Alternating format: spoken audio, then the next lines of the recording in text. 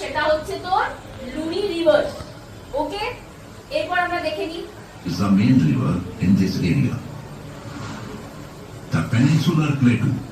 The river Narmada divides the peninsular plateau into two parts. Okay, The Central Highlands and the the Deccan Plateau. river Narmada, the river Narmada মানে Narmada river এখান থেকে গেছে এবং Narmada river কি করেছে, peninsular Plato রিজিয়নকে দুভাগে ভাগ করেছে।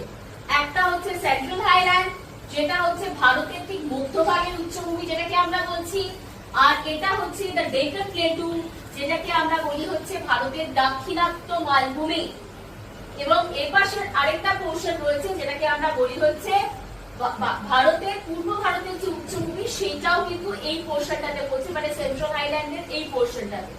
ঠিক আছে, Central Highlands extends from the Narmada River and the northern plains.